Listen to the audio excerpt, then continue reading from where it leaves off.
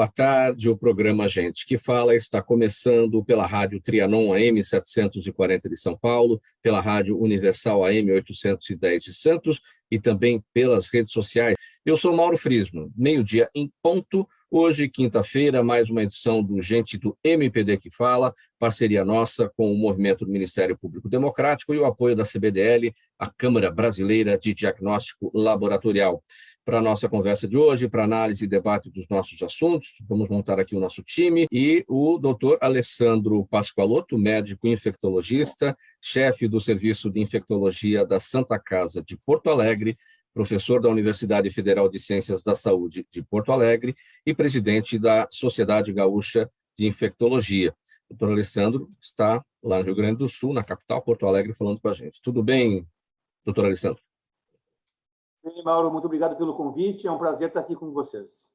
O presidente do Supremo Tribunal Federal, Luiz Fux, disse ontem aos outros ministros que se encontrou com o presidente do Senado, Rodrigo Pacheco, que se mostrou alinhado ao objetivo de defender as instituições. Fux também lembrou da reunião com o ministro da Defesa, general Paulo Sérgio Nogueira de Oliveira, que manifestou que as Forças Armadas também estão comprometidas com o processo eleitoral e com a democracia e que em breve se reunirá com o ministro Edson Fachin, presidente do Tribunal Superior Eleitoral. A movimentação ocorre em meio às novas críticas do presidente Jair Bolsonaro em relação ao sistema eleitoral, ao sugerir uma apuração dos votos feita também pelas Forças Armadas. Nós temos o nosso médico, o doutor Alessandro Pascoalotto, sempre o melhor remédio, né? Entendimento e diálogo entre as instituições em defesa da ordem democrática, não é, doutor? Eu vejo com muito pesar toda essa polarização que se aconteceu no Brasil e que vai se refletir cada vez de modo mais intenso na proximidade da eleição. Eu acho que o Brasil passou de um ponto para outro muito distante e não há uma convergência para algo mais tranquilo, mais consensual, onde se reflita sobre os aprendizados do que aconteceu até agora no Brasil.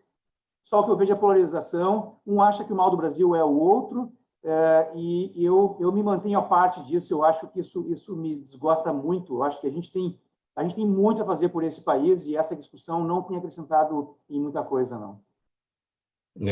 Esse ponto que você destacou, né, um olhando para o outro como sendo o lado ruim da história, né, que é o ponto da polarização. Se você não está do meu lado, você não serve, então você é o meu inimigo. E as coisas no diálogo, no entendimento, têm que ser tratadas na base, não do inimigo político, mas do adversário, aquele que vai ser confrontado no ambiente das ideias, né? Deve haver uma pactuação para um bem maior, que é o bem da sociedade brasileira, né? Eu acho que a gente tem que parar de olhar para o nosso umbigo de modo tão intenso e olhar um pouco mais para o país. O país precisa muito dos brasileiros para se modificar, e o caminho é longo. As propostas que hoje eu vejo me dão vontade de rasgar meu título de eleitor e nunca mais votar, sabe? Esse sentimento que eu tenho como brasileiro hoje é de perplexidade e indignação. Nosso próximo assunto agora. Olha, as mulheres estão associadas ao trabalho que ninguém vê. São palavras da Maria Joana Schouten, ou Schouten. Ela é professora de Sociologia da Universidade da Beira Interior, em Portugal. Nas guerras, aquelas que permanecem em suas cidades têm a difícil responsabilidade de cuidar da comunidade e depois reconstruí-la após o cessar-fogo. Maria Joana Schouten cita o Trümmerfrauen, é um termo alemão que significa mulheres dos escombros, como exemplos desse caso, e diz que as ucranianas terão um papel ativo na reconstrução do território após o fim do conflito, como ocorreu na Primeira Guerra Mundial.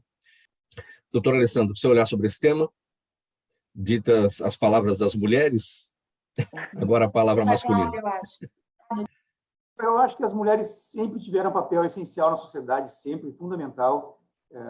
Não se pode conceber a sociedade sem a presença das mulheres. Então, elas, claro que passaram por momentos difíceis, mas sempre muito relevantes, mesmo durante os grandes conflitos armados, no pós-guerra e no momento atual, no momento de redemocratização, todos esses momentos. Eu acho que falta um pouco de um olhar, um pouco de mais de conscientização para a importância das mulheres na sociedade, para que elas tenham mais liberdade para assumir as funções que precisem ou que gostariam de realmente assumir.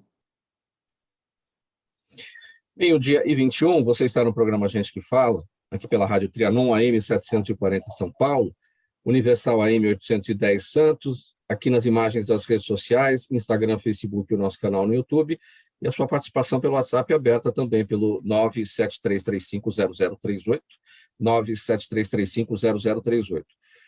Vamos falar agora de saúde, né, minha gente? Os casos de Covid-19 nas farmácias do país subiram 82% em uma semana. É um levantamento da Abrafarma. Esses dados se referem à comparação dos diagnósticos levantados entre os dias 18 e 24 de abril, com os da semana anterior, de 11 a 17. A taxa de positividade foi de 15,3% no período, um aumento de 59%.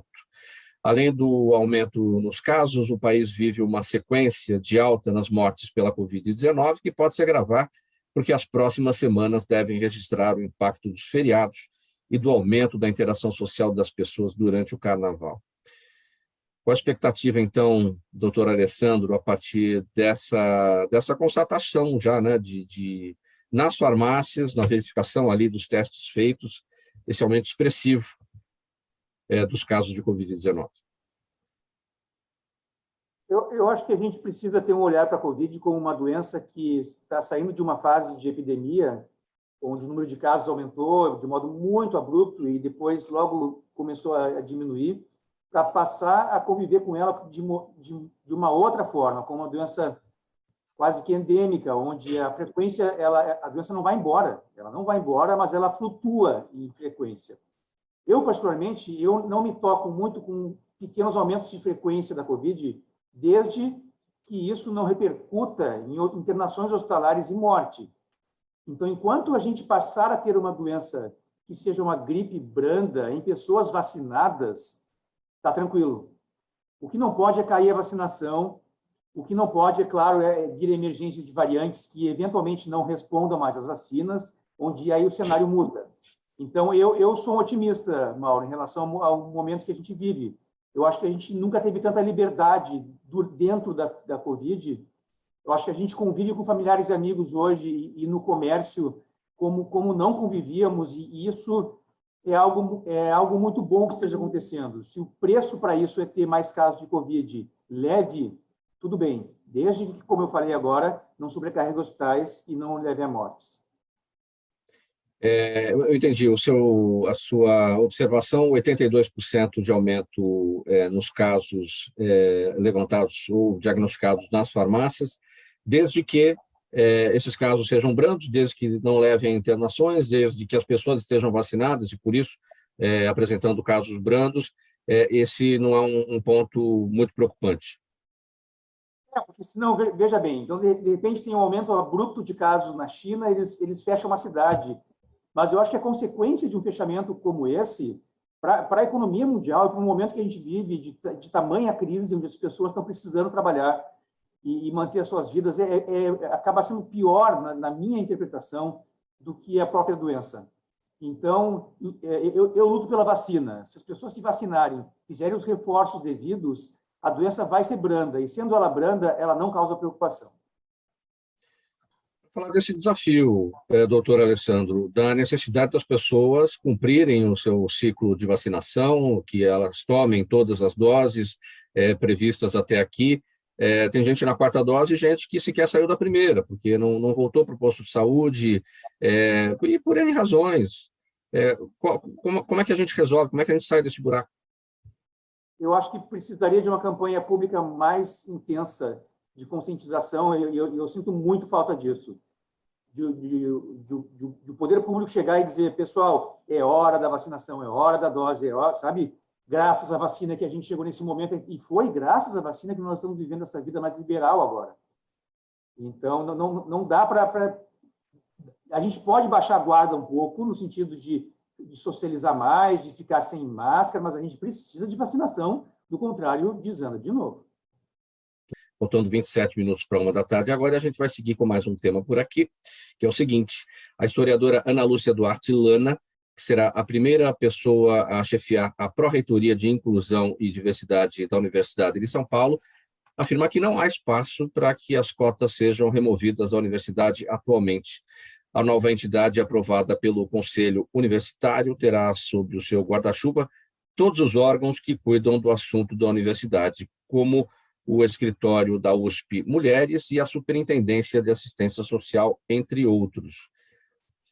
Não sei se o doutor Alessandro tem conhecimento por aí no Sul, como é que funciona na universidade pública, na universidade estadual, na universidade federal, algo semelhante em relação a esse órgão criado aqui, Pró-Reitoria de Inclusão e Diversidade, doutor Alessandro? Não tenho conhecimento, não, de nenhuma universidade aqui que tenha adotado essas medidas. Mas eu vou dizer, minha opinião franca, eu acho que a única maneira de incluir realmente, que não seja de modo demagógico, as pessoas que têm dificuldades ou diferenças de classes sociais, enfim, é mudar na criança. Eu acho que fazer isso na Universidade Federal é tarde demais, sabe? Eu quero ver as escolas públicas com a mesma qualidade da escola privada, porque hoje a gente tem escolas internacionais privadas que têm uma qualidade excelente e escolas públicas que são muito deficientes. Quando é que essa mudança vai acontecer para essa criança que está naquela escola pública? Quando isso for igualado, eu acho que aí sim a gente vai ter uma sociedade muito mais justa. Muito bem observado, doutor. Senão a gente vai continuar com essa eterna inversão de valores, né? A universidade pública para aqueles mais bem preparados, aqueles que tiveram o melhor ensino na base e aqueles que tiveram a pior situação não vão ter acesso à universidade pública. A gente tem que observar bem isso, é a base para poder acabar com essa inversão de valores. Perguntas da nossa audiência, faltando 7 minutos para 13h. Doutor Alessandro, eu começo com você. Pergunta do seu Jaime do Jardim Monfilholi, ele mora aqui na capital, em São Paulo, Zona Oeste. Em que medida a subnutrição pode aumentar os casos de infecções, principalmente em crianças? A pergunta do seu Jaime, doutor Alessandro. A desnutrição infantil é uma causa importante de complicações em saúde, o que inclui, sim, as infecções, porque isso, enfim, afeta a quantidade de proteínas do corpo e a imunidade de modo geral. Isso é um dos grandes males do nosso país, né? Crianças desnutridas, crianças que não vão para a escola e a perpetuação de males posteriores que vem aí, né? É um dos grandes males. De novo, eu acho que a gente tem que ter um olhar muito mais atento às nossas crianças se a gente quer mudar esse país em algum momento. Muito bem, gente. Nós vamos terminar essa edição do programa Gente que Fala de hoje. Nosso tempo aqui esgotado. É o Gente do MPD que fala, sempre às quintas-feiras. Espaço é uma parceria nossa com o Movimento Ministério Público Democrático, o apoio da Câmara Brasileira de Diagnóstico Laboratorial. 1h em ponto. Tchau, até amanhã.